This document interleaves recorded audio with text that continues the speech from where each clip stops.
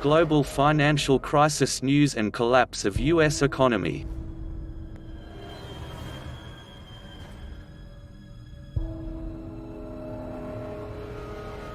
The worldwide amount of adverse debt now lies at $17 trillion. Under these conditions, it is hardly a courageous forecast that bond buyers will incur significant casualties at some stage along the way. Nor does it constitute outside-the-box thoughts for selfish truth-tellers to say that the immediate rebound in interest rates that would cause those casualties would eventually be accompanied by a serious collapse of U.S. economy. This sequence of occurrences may result to a relatively common economic process.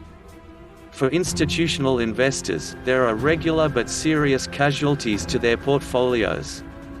A positive note, however, is that when a large hedge fund goes bankrupt now, it then can very well encourage market stability later on. It does remind other investors that leveraged investment can get speculative that involves high risk.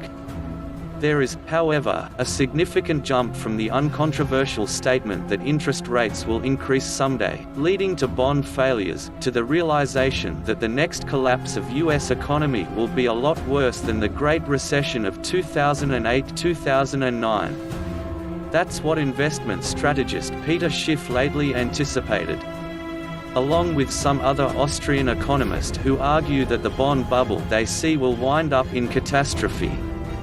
Schiff can refer to a past indicator that makes him worth hearing to. Prior to 2008, he warned that a crash in property rates would have catastrophic financial consequences and the imminent collapse of U.S. economy. It is important, however, to note that what distinguished the Great Recession from the earlier post-1930s economic contractions was a full-fledged financial crisis. If not for government controls, many major investment banks would have continued collapsing following the Lehman Brothers. At a low point, money banks were afraid to lend to each other, without understanding what undesirable surprises the next day would bring.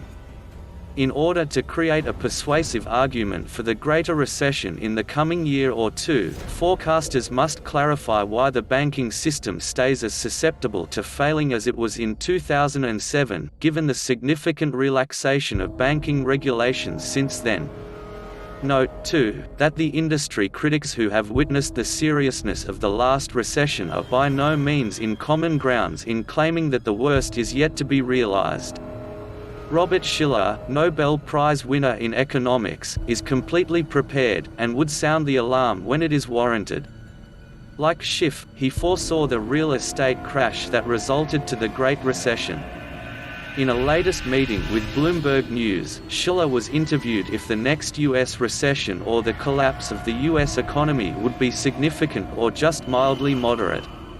He exclaimed, "Major, clearly." He said that the issue is what exactly would be the initial trigger that would cause it. It would be some kind of haunting case or indicators that return with fresh strength, like the Great Depression story, or even the 2008 narrative returning. However, Shiller was not exactly anywhere near to stating that the restart of such a recession or an unwavered collapse of U.S. economy was necessary. In the U.S., trust has kept up fairly well, he said. It hasn't been growing fast, but it's still up there, so people aren't totally afraid. Until the next recession has arrived and vanished, no one can validate it as less serious or more serious than the last. Business people and investment managers who have to make investment choices today can later judge only on which part of the debate the facts of the proof resides. To be persuasive, predictors who claim the most pessimistic situation need to complete a lacking and ignored question. This concerning question is: how exactly will failures in investment capital exuberate to the death of the entire monetary system? Can this factor and spread be a characteristic of every recession since the Great Depression? On these points, what do you believe? Do you think that the coming recession will be of a larger extent than the 2008 global financial crisis?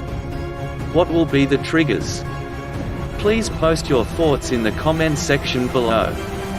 We hope you have enjoyed this video report. do give this video a thumbs up and subscribe for our future videos.